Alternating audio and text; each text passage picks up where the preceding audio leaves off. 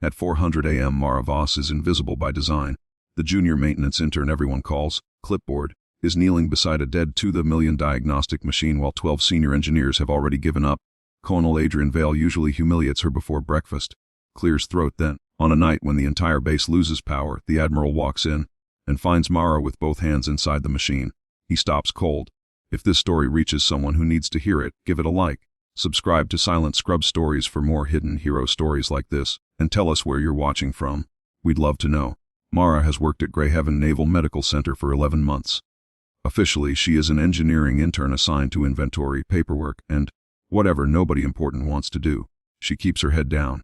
Sleeves always buttoned, back against the wall, never volunteers, never argues. Colonel Vale loves that about her. Clipboard, he snaps one afternoon as engineers gather around the diagnostic bay. Did you misplace another wrench? A few people laugh. No, sir. Then perhaps you could explain why the system still isn't operational. I wasn't assigned to the repair. Vale smiles without warmth. Exactly, stay in your lane. Mara simply nods. Across the room, 70-year-old security technician Elias Reed watches her hands. They are steady, too steady. Later he catches her alone. You've worked around machines like that before. Mara looks at him. No. Elias studies her for a second. You know, he says quietly, people who are truly inexperienced usually look scared. Mara gives him the smallest smile. Maybe I'm just tired. Elias doesn't believe her. That night a storm rolls over Greyhaven. Wind slams rain against reinforced windows. The emergency radio crackles with reports of lightning strikes near the power grid.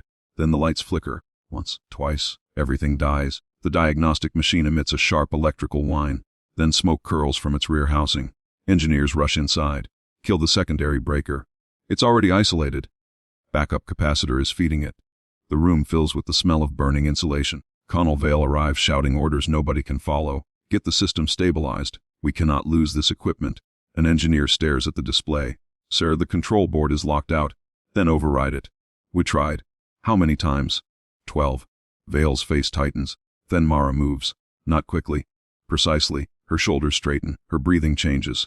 The nervous intern disappears. She kneels beside the machine. Don't touch the Vale turns. Excuse me. Move the power cart 3 feet back.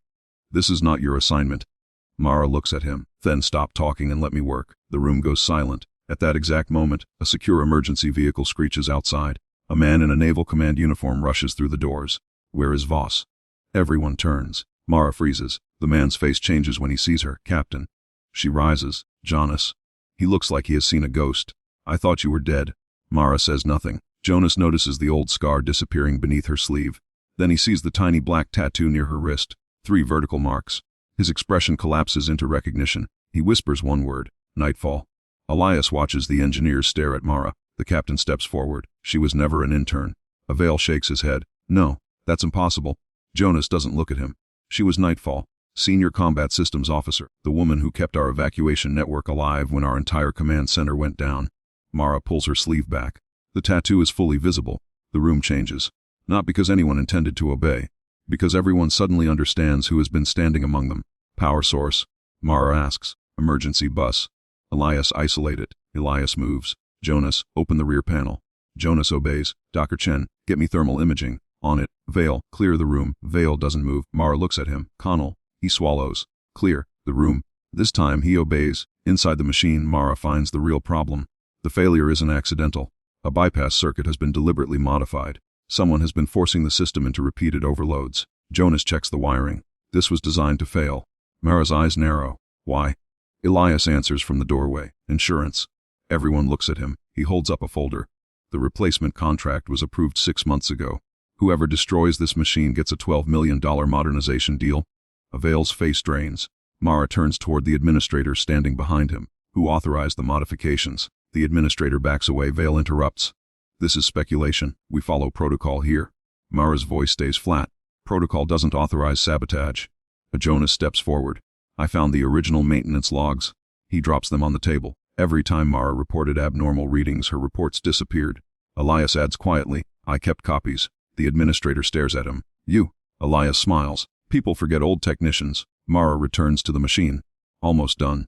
She reconnects 2 damaged lines, replaces a failed relay and manually resets the protection sequence. The machine hums. Displays return. Green indicators blink across the panel. 12 engineers stand behind her silent. Then the system comes fully online. Vale looks at Mara. For once he has nothing to say. The next morning, Greyhaven's command board fills the largest conference room. Vale tries one last defense. Conal's authority requires chain of command compliance. Rear Admiral Thomas Kessler places a file on the table. Then let's discuss chain of command. He opens it. Mara's service record is inside. Combat commendations, emergency engineering certifications, mission citations, and one final page documenting the incident that caused her to leave active service. Kessler looks at Vale. You mocked a decorated officer because she didn't advertise what she had done. Vale's jaw tightens. I was unaware. No, Kessler says. You chose not to know. The investigation finds financial manipulation, falsified maintenance reports, and deliberate equipment degradation. Vale is removed from command pending prosecution. The administrator follows him out in handcuffs. Mara says nothing. 3 weeks later, Greyhaven creates the Quiet Expertise Program, requiring every department to identify overlooked employees with verified emergency skills before assigning leadership roles. Elias receives a promotion. The junior engineer who laughed at Mara approaches her. I was wrong. Amara hands him a maintenance checklist. Then prove you're better tomorrow. He nods. Later, Jonas finds Mara alone near the repaired machine. You saved us again. Mara smiles. No. You did. She looks at the machine. We all did. Elias passes behind them and pauses. Told you, he says. Mara turns. Told me what?